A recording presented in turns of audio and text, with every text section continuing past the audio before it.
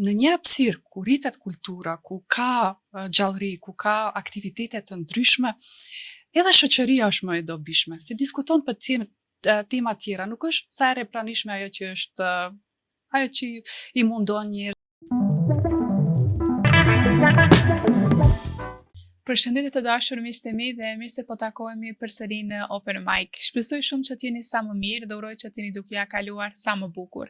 Nga që sot në studio do të flasim për diçka shumë të bukur. Do të flasim për artin dhe arti gjithmonë din ta gjallërojë dhe ta zbukurojë studion ton. Do të flasim mbi atë se si shihet arti në vendin ton dhe si trajtohet i njëjti. E patjetër edhe këtë temë si çdo temë tjetër do ta trajtojmë me një profesioniste të kësaj lëmie, e cila është një artiste e vërtet, është një profesoreshe suksesshme, është një doktoresh në këtë lëmi dhe gjithashtu është një menaxhere shumë e suksesshme në këtë fushë. Jam shumë e lumtur dhe jam shumë e nderuar që e kam të ftuar sot në studio zonjën Dita Starova Qirimi. Dita, mirë se na erdhët. Faleminderit shumë për këtë paralajmërim shumë të këndshëm për mua. Është sa herë kënaqësi këtu të jam prezente në portal, me ftesën tuaj. Faleminderit shumë.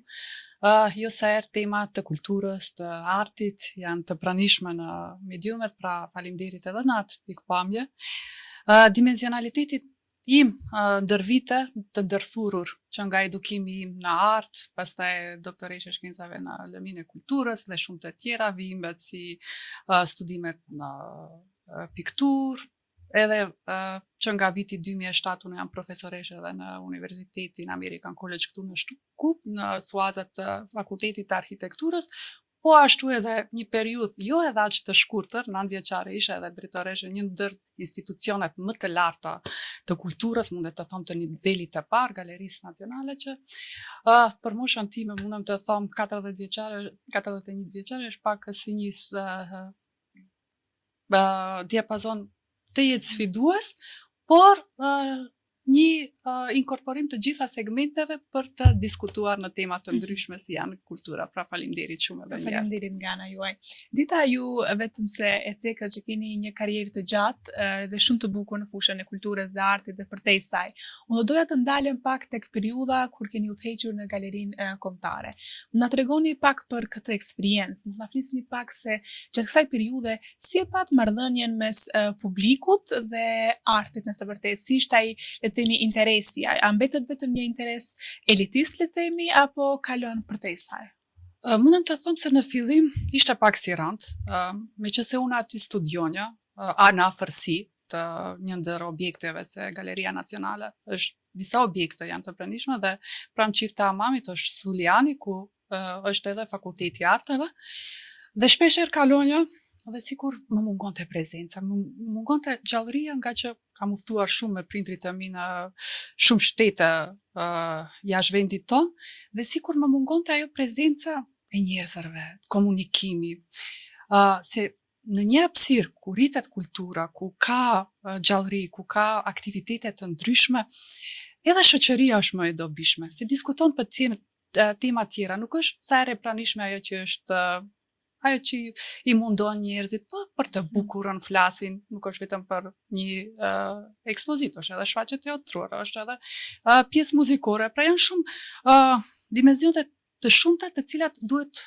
të miren parasysh kur e mirni përsipër të drejtoni një institucion të tillë. Pra mundem të them se në fillim ishte pak si ajo skepticizmi, se po nuk ka shumë njerëz, edhe më paralajmëroheshin edhe vetë punëtorët, po mirë drejtoresh tani ato janë kushtet, nuk kemi vizitor, ne e bëjmë programët ton, unë kur e hasa në programin pash se mungojshin shumë aktivitete të cilat duhet shtuar për të ngacmuar publikun, për të rritur interesin dhe me programe të ndryshme, të cilat iniciova prej nga mosha më e re, të cilat i barqim prej nga qerdheve deri tek institucionet më të larta, të mundet të vinë dhe të arrisim atë dijen estetike që nga mosha më e re.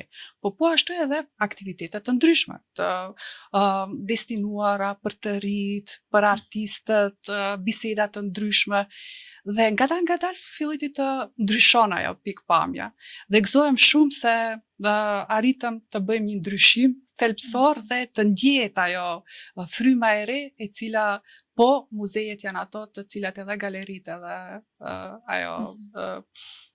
aktivitetet që janë në kontinuitet, kemi bërë ekspozita, mund të them, të artistëve shumë të mëdhej si Adem Kastrati, Ibrahim Kodra. Ato janë edhe disi sikur na bashkojnë për brenda, të kulturave të ndryshme të cilat gravitojnë në qytetin tonë që është multietnik, dhe kur ballafaqoheni me artistë të mëdhej dhe vizionin e tyre, fuqinë e tyre artistike, atëherë diskutimi është në nivel shumë më të madh. Do të thonë, fillojmë të diskutojmë për prurjet, për artin, për kulturën, për atë që na bashkon, se nuk ekziston më ajo bariera se kush është. Jo, e shohim veprën e artit dhe në një hapësirë, si është galeria, gravitojnë, do të thonë, të njerëzit të ndryshëm, edhe të moshave të ndryshme, të cilat ndjehen brenda si të janë pjesë. Pra atë ishte ajo të cilat thash për në fillim, si cili të ndjehet pjesë. Ty bile sa herë më kanë thënë, po mirë dita ti je në secilën shtëpi të ne, se isha prezente edhe në për mediat, se duhet edhe ajo të jetë prezenca mediatike, edhe thash, po, se ndryshe ju si do të jeni të kapshëm për galerinë, si do të informoheni për galerinë, pra me shumë kënaqësi nga kjo perspektiv, mendoj se me ato mundësitë të cilat i pata dhe me përkrahjen edhe nga publiku, edhe nga shoqëria, se ajo është për mua domethënëse, se kur ke edhe të kolegëve të tu artistë, po ne jemi aty të cilin po, ajo është atëres, më domethënësia për mua. E që në fakt është shumë e rëndësishme që publiku të jetë shumë afër kulturës dhe artit, patjetër që po. Dita, duke folur kështu nga dora juaj, nga një dorë profesionale do të thoja, patjetër, mund na tregoni si e shihni artin bashkëkohor në vendin tonë, në Republikën e Maqedonisë së Veriut. Cilat mund të themi që janë ato sfidat, ato problematikat nëpër të cilat po kalon arti bashkëkohor në vendin tonë? Po, meqense edhe si drejtuese edhe tani si profesoresh, mundem të hasi edhe në produksionin bashkëkohor edhe kem atritë edhe moshave të ndryshme, mundem të them se ka një produksion të jetë cilësor. Por, përkrahja financiare, përkrahja strategjike, të dihet se cilat projekte duhet të përkrahen dhe ku duhet investuar dhe cilën frymë ne duam të imponojmë në rrymën artistike, pra mendoj se është një komponent shumë e madhe, se arti bashkëkohor nuk është si të marrim në telajo dhe ato janë artet tradicionale të cilat na duhen mjete jo aq impozante si në artet bashkëkohore, pra duhet për një produksion shumë më të madh, duhet financa. Po ashtu mendoj se një përkrahje duhet edhe nga ana e infrastrukturës. Meqense i kemi ato institucionet institucionale, të cilat janë me peshë të madhe, pra ato që janë jashtë institucioneve, ku do të rjetizohen, ku do të shfaqen, do të thënë jashtë institucionet ku mundet edhe diskutime të vijojnë, edhe të janë më të shpeshta, të mos varen nga programet të cilat i mbajnë institucionet, do të thënë jashtë institucionale të janë më prezente. Pra mendoj se ajo, një ndër thelbet më që gjitha shtetet e kanë është një strategji cilësor. Me strategjinë ne atëres me njëri hasim se ku janë problemet, me njëri detektojmë se problemet a janë financiare, a janë infrastrukturore, po prap kthehemi në atë se kemi çfarë të tregojmë dhe ka një produksion të jetë të madh, të cilën duhet përkrahje maksimale. Po. Gjithsesi jemi këtu tek pjesa e institucioneve kulturore, ti cekim pak, le të themi, sa janë ato mbështetëse dhe të afta, të gatshme për të përfaqësuar diversitetin kulturor, për të mbështetur të njëjtin, por mbas edhe për të mbajtur gjallë artin në një vend që fatkeqësisht kemi burime mjaft të kufizuara. Po, mundem të them se institucionet, meqense isha një ndër institucionet, e bëjnë atë në mundësi të veta. Pra nuk mundem të them se nuk bëjnë mjaftueshëm, po duhet një stimul pak më të madh, duhet një rjetizim pak më të madh, një prezencë më impozante, të cilat secili do të jep kontributin e vet, se besoj fuqishëm se institucionet të forta ku zhvillohet kultura, ku diskutohet për kultura dhe ku mirret frymë nëpërmjet kulturës, atëherë shoqëria jonë do të jetë shumë më e dobishme dhe nuk do t'i ketë ato bariera, muret të cilat duhet patjetër t'i tejkalojmë. Po, do të jemi shumë më të pranishëm në momentin të cilat jemi brenda hapësirave tona. Pra, mendoj se ajo duhet të jetë një ndër bazat, se po institucionet e bëjnë punën e vet, por duhet edhe më shumë. Duhet edhe më shumë. Sa është e hapur skena e artit në vendin tonë për artistët e rinj ose mbase edhe për gratë në veçantë? Sa është fleksibile, më themi? Mundem të them se si për të rit, si për gjinin femërore, po ashtu ka, do të them, prezenca është aktive, por prap mungon shumë. Unë ndërsa isha në Galeri Nacionale, mundem të them se në fillimet nuk ishte edhe shumë ekspozita të grave artiste, pra më lindi ideja se duhet programën të cilën ne e vjojshim, se çdo vjet ka një program të ri, të cilën ne kalojmë në bordin drejtues, dhe e kisha si synim ta bëjmë ekspozitën e parë, ta nisim me një ekspozit grupore ku shfaqeshin gratë artiste. Pra mundem të them se ishte si një stimul shumë pozitiv për gjitha aktivitetet që vjojshin pas, se bëheshte si një feste e bukur për gjitha ne që ishim brenda. Pra, mundem të them se gruaja edhe nuk e ka atë shlet si burrat, nuk është vetëm shoqëria. Po, mundem të them edhe ajo ana familjare, e cila sa herë është edhe të jep edhe motiv, po ashtu edhe kanalizimet të kohës nuk janë sa herë të barackpeshta. Po ashtu edhe ana shoqërore, pra ato kërkesat të cilat priten për një gruaje, po prap kemi gratë që të kalojnë ato sfidat, gjitha sfidat dhe janë në majat e kulmit botrore të suksesit, pra asgjë nuk është e pak të i kalueshme për një gru, prandaj mundem të them që nga ana personale, sa herë gruaja është. Por nga ana shoqërore, mundem të them se ala ekziston ajo. Jo të jetë sa herë prezente në për ekspozita, po të duhet pak më shumë mund nga gjinia tjetër, po prap nuk mundem të them se nuk është e pranishme, se arti është për të gjithë, është lehtë të deportohet kur ka kualitet. Gjithsa flasim mbi këto pjesë, do të thoja të pyes të përsa i përket artit digital. Në përhapjet e artit digital jemi, në përhapjet e rrjeteve sociale. Sa e rrezikon kjo artin tradicional? A mundson domethënë që të marginalizohet i njëjti, apo mbase mund të jetë edhe një formë për të afirmuar dhe zhvilluar në këtë aspekt? Varet në cilën dimension flasim. Nëse flasim për artin digital i cili është bazuar në produksionin, jo, se ajo jep, e dini, dikush është më i prirë për këto forma të transmetimit të artit vizual, dikush ka tjetër prurje, pra varet. Do them, është një sukses të cilën duhet secili ta përkrah. Por nga ana e shpërndarjes të artit, të cilit ne i krijuajmë si krijues edhe, mundem të them se është një sukses shumë i madh, se më lehtë deportojmë, nuk kemi të strukur në vendin tonë dhe vetëm në momentin që ne i shfaqim në për institucionet tona bëhet prezent arti, por jo me këto mundësi digjitale, me këto aftësitë që shumë më lehtë deportojmë. Sa herë institucionet kur i zhvillojnë ato ekspozitat e kanë një synim, të cilit jo sa herë, për shembull, nëse ti vijon në një ekspozitë edhe e bën një fotografi të një pikturës dhe e transmeton në rrjetet sociale, e ke një këndvështrim tjetër. Pra mundem të them se edhe shikimi i artit në dimensione të tjera, siç është nëpërmjet digitalizimit apo secila e ka atë dimensionin e vet. Pra mundem të them se duhet të ecim me kohën. Duhet t'i kapim kohë dhe jo t'i ikim. Po, digitales dhe t'i frigohemi. Po përkundrazi ta mësojmë dhe ta përdorim si mjet fitim prurse për të shfaqur atë që kemi brenda ne. Dita, si e shikoni Maqedoninë e Veriut, vendin ton, në një hartë ndërkombëtare të kulturës, që se flasim ose të artit, më afër apo mbasi shumë larg qyteteve të mëdha?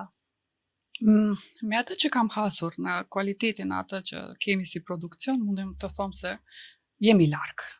Por nuk është e pamundur. Pra duhet prapë edhe këtu, si thash në fillim, duhet një strategji e mirëfillt, se ne kemi prezenca të përkohshme në disa evenimente botrore, po ato nuk duhet të janë të përkohshme, po duhet të jenë të përhershme. Domethënë duhet me vizibilitet dhe me një strategji që të jetë ajo çdo vit, jo vetëm në incident po të shfaqemi aty, po të ketë një kontinuitet të vazhdueshëm. Një ndër kontinuitetet të cilët e kemi po në Bienalen e Venecias, nëse flasim për artet vizuale, të mos hyj edhe në segmentet të tjera të kulturës se ku e kemi atë kontinuitetin. Ka një peshë të rëndësishme të mirëfillt pjesëmarrja në Bienalen e Venecias për vendin tonë, ashtu? Po, është një ndër prezencat tona më stoike, si me thanë, ndër vite.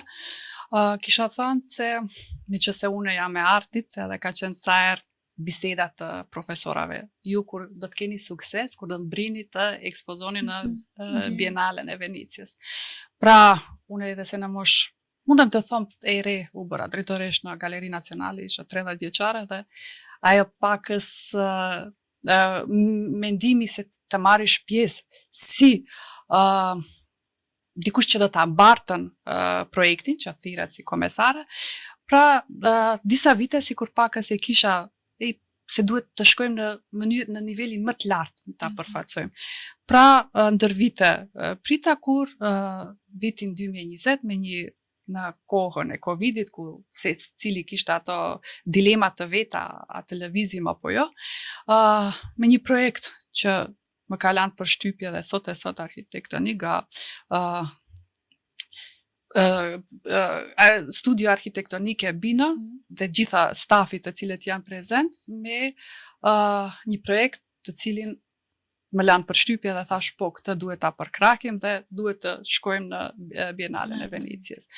Pra prezenca aty është e domosdoshme, se ju e shifni se ku jeni dhe dialogoni me gjithë botën dhe shifni se nuk kemi edhe shumë brapa, por na duhet një strategji dhe na duhet një përkrahje financiare shumë më e madhe, se ju jeni aty me gjithë shtetet të botës, edhe se në atë vit pakës kishte edhe dilema, atë shtetet tjera kishin pakës dilema, të janë pjesëmarrës apo jo, por në fund prap pjesëmarrja ishte në nivelin e duhur, interesi ishte shumë i madh, ajo që më dha shumë motivim, se e kishim një ndër projektet më të përmendura nëpër mediat atje në italiane, dhe pastaj sikur më dha një hof edhe një shtys që pastaj të bëhem 4 herë në kontinuitet të bëhem komesare, që nuk është rast i shpesht, është në Ballkan mundem të them se është një ndër rastet të veçanta, dhe ka qenë sa herë për mua e sfida në ato biseda të profesorave se sa herë duhet atje shkon kvaliteti më cilësor të produksionit vendor. Pra, mundem të them se si Bienale e Venecias ku jemi prezent çdo vit duhet edhe shumë më shumë aktivitetet e tilla për të japur stimul edhe tek krijuesit, se jemi po aqafër nëse dikush na përkrah edhe na jep mundësitë.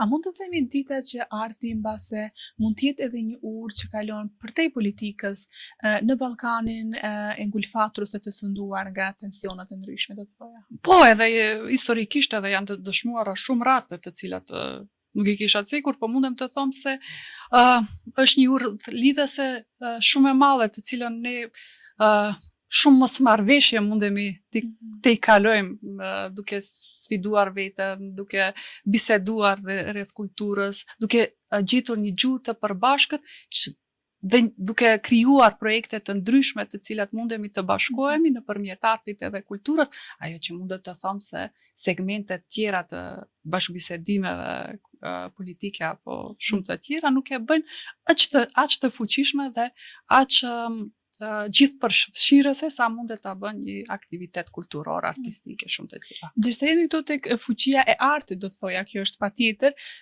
nëse flasim për vendin tonë, një vend multietnik, ndikon edhe në afirmimin e komuniteteve të ndryshme, për shembull, ose në ndjenjen e trashëgimisë ndërfetare në vendin tonë? Po, ndikon shumë, atë që thash edhe në fillim se duhet punuar shumë, duhet gjetur aktivitetet të rëndësishëm, të krijohen, të rjetizohen, të bashkohen, të bëhen platforma, diskutime, biseda, dhe aty të jetë suksesi pashmangshëm.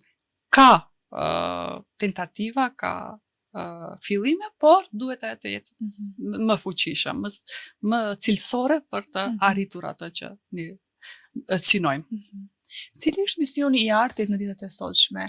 Të shëroj, të sfidoj, të edukoj apo mbase të ndërtoj ura?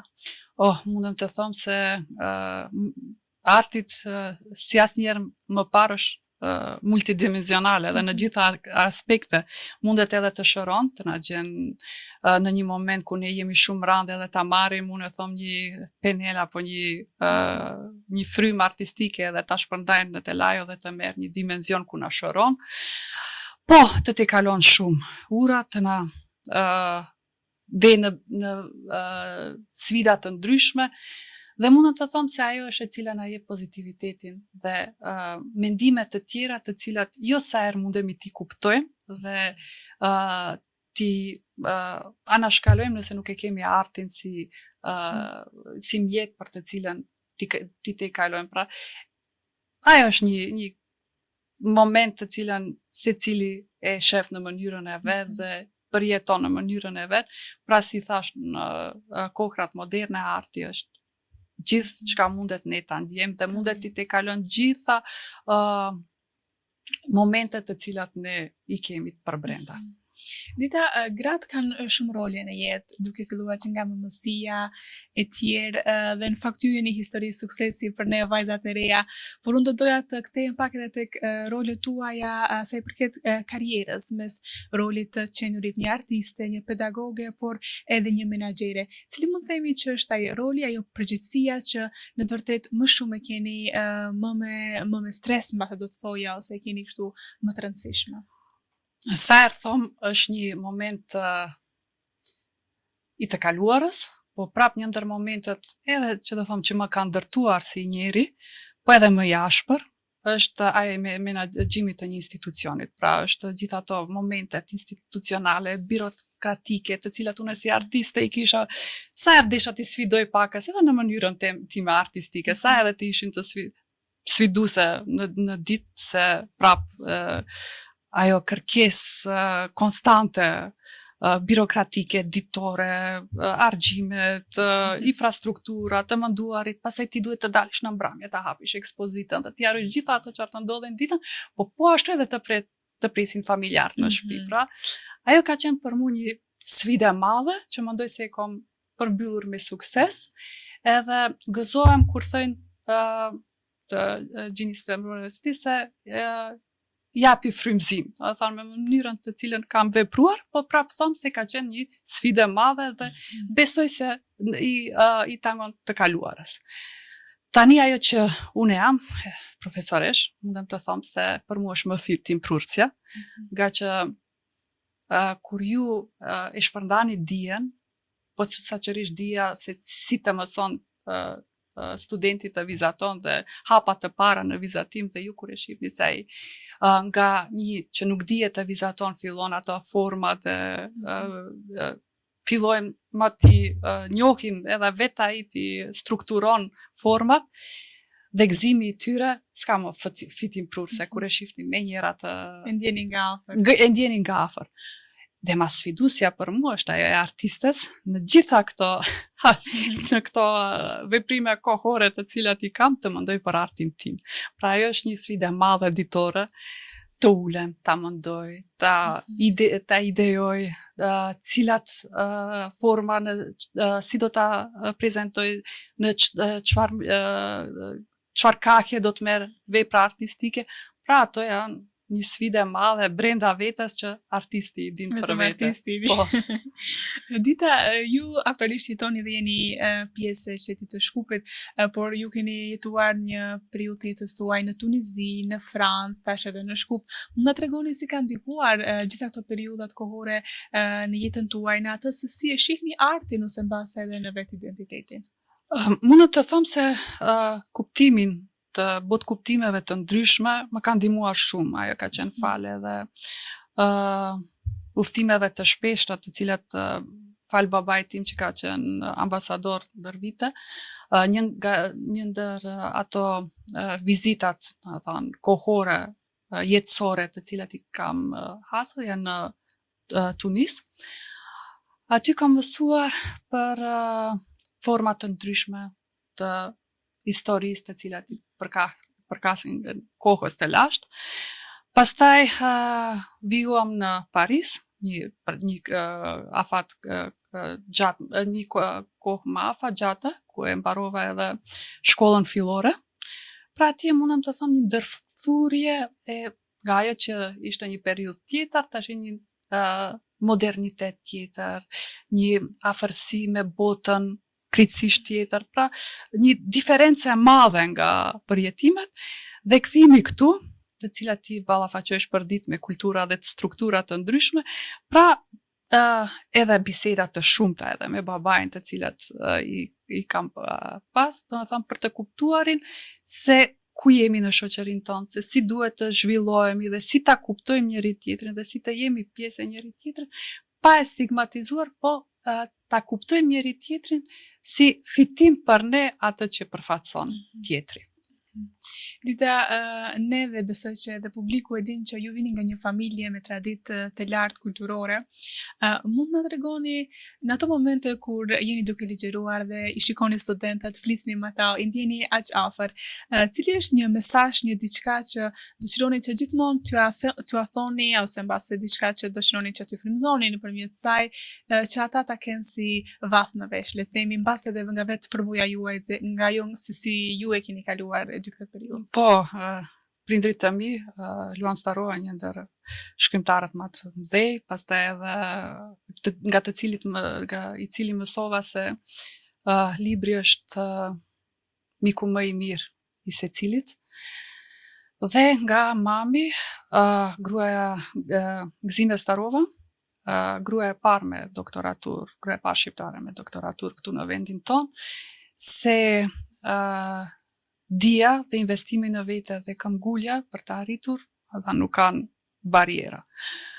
Pra, janë shumë ato mësimet të cilat i kam mësuar nga tyre, po ashtu edhe prezenca, si tha edhe vetë, në segmentin e informimit kulturor dhe edukimit estetik që duhet të jetë në kohën më të ershme që të mundemi të kemi një kuptim më të madh. Pra mundem të them se ato janë edhe disa nga mësimet të cilat edhe ua transmetoj nxënasve të mi, se ato janë ato të cilit do të krijojnë, se ligjeroj në Fakultetin për Arkitekturë dhe ato do të janë ato idejusit të së ardhmes. Pra atë që bëjnë nuk është vetëm për ato brenda, po ato duhet të mendojnë për shoqërinë, duhet të mendojnë se jeta është e shkurtër, se atë që do ta krijojnë të mbetet si një trashëgimi për atë që e ka ndërtuar, po ashtu edhe shoqërinë tonë. Pra të punojnë shumë, asnjëherë të mos e harrojnë veten, dhe atë që e kemi për brenda secilin, ajo na bën më të fuqishëm. Po ashtu të mendojnë shumë se çfarë i rrethon, se edhe rreci ku ndërtohet artistikisht arkitekti apo piktori, muzicienti apo shumë të tjerë, shumë është me rëndësi me njohur rrecin që të mundet të bartin produksionin edhe atë që krijojnë jashtë. Pra të besojnë shumë në vetvete dhe të investojnë shumë në dije në vetvete dhe disiplina në punë të jetë e patjetërsueshme që të kenë sukses. Dita, falenderoj shumë që ishe sot pjesë e jona. Ishte në të vërtet kënaqësi që të kishim sot këtu dhe në të vërtet përsëri dua të them që e shijova dhe ndjeva këtë bisedë. Më faleminderit shumë edhe një herë për ftesën. Ishte një moment i veçantë edhe për mua që do ta mbajsh në kujtim të bukur. Faleminderit shumë. Dashur miq, kështu erdhëm edhe në përfundim të kësaj bisede kaq të këndshme dhe kaq të bukur, do të thoja. Ne patjetër që do të shihemi përsëri të njëjtën e ardhshme në ora 20. Deri atëherë, mirëmbëjtje.